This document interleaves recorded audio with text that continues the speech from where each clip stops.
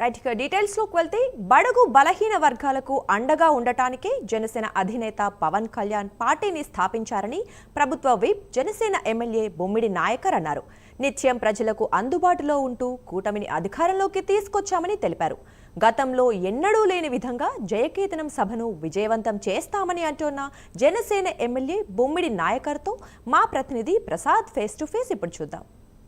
పిఠాపురంలో మార్చి 14న చిత్రాడ గ్రామంలో జరిగే జనసేన పార్టీ ఆవిర్భావ దినోత్సవానికి ఇప్పటికే ఏర్పాట్లు ముమ్మరంగా జరుగుతున్న పరిస్థితి ఉంది. ఇదే అంశంపై మనతో మాట్లాడటానికి నరసాపురం జనసేన పార్టీ ఎమ్మెల్యే బొమ్మిడి నాయకర్ గారు ఉన్నారు. ఆయన మాట్లాడించే ప్రయత్నం చేద్దాం. సార్ నమస్తే అండి. సార్ ఇప్పుడు మార్చి 14న ఈ పిఠాపురంలో జరిగే జనసేన పార్టీ ఆవిర్భావ దినోత్సవ సభ ఏ విధంగా ఉండిపోతుందంటారు? అందరికీ నమస్కారం అండి. ముందుగా ప్రైమ్ 9 టీవీ ద్వారా ప్రేక్షక సోదరులందరికీ కూడా ధన్యవాదాలు తెలియజేసుకుంటున్నా. అంటే మార్చి 14 వచ్చిందంటే మరి జనసేన పార్టీ కార్యకర్తలకు కానీ అభిమానులకు కానీ వీర మహిళలకు కానీ ప్రతి ఒక్కరికి కూడా ఒక పండగ లాంటిది. ఎందుకంటే మరి 2014లో మరి గౌరవ ఉప ముఖ్యమంత్రి పవన్ కళ్యాణ్ గారు ఆ రోజున రాష్ట్రంలో ఒక మార్పు తీసుకురావాలన్న ఆలోచనతోటి బడుగు బలహీన వర్గాలకు అందుబాటు ఉండే ఆలోచనతోటి మరి ఆ రోజున జనసేన పార్టీని స్థాపించడం చూసాం. మరి ఆ రోజున మరి 2019 ఎలక్షన్స్లో చూసుకుంటే కనుక మరి ఆ రోజు మేము ప్రత్యక్షంగా పోటీ చేసినా సరే ఎక్కడ ఒక అభ్యర్థి గెలవడం, అభ్యర్థి కూడా అందుబాటులో లేకపోవడం కూడా చూసాం. ఈ 5 సంవత్సరాలు కూడా మరి నిరంతరం ప్రజల్లో ఉండి మరి ప్రజల సమస్యలపై ఆ రోజున ప్రతిపక్షంలో ఉన్నప్పుడు మరి ప్రభుత్వానికి తెలియజేస్తూ ప్రభుత్వానికి హెచ్చరిస్తూ మరి 2024 ఎలక్షన్స్ వస్తే కనుక మరి ఈ రోజున కూటమి ద్వారా వాళ్ళ గవర్నమెంట్లో ఉండే విధంగా పూర్తిగా సహకరించినటువంటి పవన్ కళ్యాణ్ గారి నాయకత్వంలో మరి మేమందరం కూడా ముందుకెళ్ళడం జరిగింది. మరి మార్చి 14 సభ కూడా మరి ఇది 12వ సభ. ఇది మరి 11 సంవత్సరాల్లో కూడా పవన్ కళ్యాణ్ గారు నిజంగా ఆయన పార్టీని ముందుకు తీసుకెళ్తూ ఎన్నో రకమైన కష్టాలు ఎదుర్కొని ఎలాంటి కష్టాలన్నా సరే పార్టీ కార్యకర్తల కోసం ప్రజల కోసం కూడా జనసేన పార్టీ ముందుకు తీసుకెళ్ళడం చూసాం.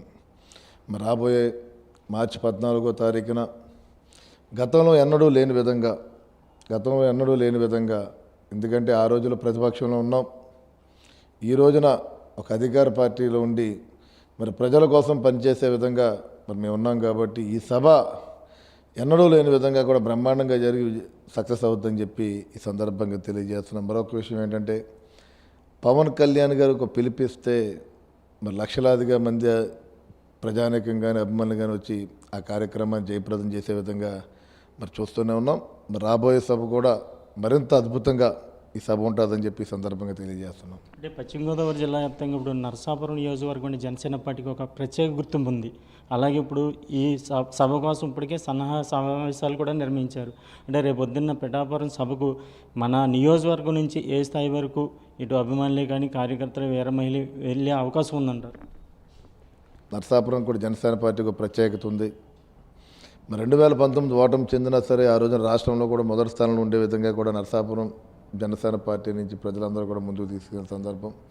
మరి 2024 ఎలక్షన్స్లో మరి ఇక్కడ నాకు అభ్యర్థిగా జనసేన పార్టీ నుంచి ఆ రోజు ఎన్డీఏ కూడా నాకు ఎమ్మెల్యేగా అవకాశం ఇవ్వడం జరిగింది. మీ నియోజకవర్గ చరిత్రలో గతంలో ఎప్పుడు లేని విధంగా మరి ఇక్కడ ప్రజలు 50,000 ఓట్ల మెజార్టీ నాకు ఇవ్వడం కూడా చూశారు. రాబోయే సభకు దాదాపు 20,000 పైచలకు జనాలు ఇక్కడి నుంచి వెళ్ళే విధంగా కూడా మరి ఆ కార్యక్రమం ఉంటుందని చెప్పి ఈ సందర్భంగా తెలియజేస్తున్నాను. అదేవిధంగా నాయకులందరూ కూడా కోరుకునేది ఒకటే, మరి మీరందరూ కూడా ఎక్కడా కూడా ఏ ఇబ్బంది లేకుండా వెళ్ళి మరి మీరు తిరిగి గమ్యానికి చేరుకునే విధంగా కూడా మీరందరూ కూడా మరి ముందుకెళ్తారని చెప్పి నేను మనస్ఫూర్తిగా ఈ సందర్భంగా తెలియజేస్తున్నాను. నేను అంటే ఇప్పుడు 14న జరిగే ఆవిర్భావ సభలో ఈ వేదిక మీదుగా పవన్ కళ్యాణ్ గారు పార్టీని మరింత బలోపేతం చేసే దిశగా ఏమన్నా మాట్లాడే అవకాశం ఉందంటారు? అంటే 100% అండి అది. ఎందుకంటే ఎన్నాళ్ళు కూడా జనసేన పార్టీని స్థాపించిన తర్వాత జన సైనికులందరూ కూడా పవన్ కళ్యాణ్ గారు ఏది పిలిస్తే ఆయన ఏది చెప్తే అది చేసే విధంగా కూడా మరి పూర్తిగా సహాయ సహకారాలు అందిస్తూ ఉన్నారు. నిజంగా రాబోయే సభ ఇవాళ మేము అధికారంలో ఉండి చేసుకుంటున్నాం.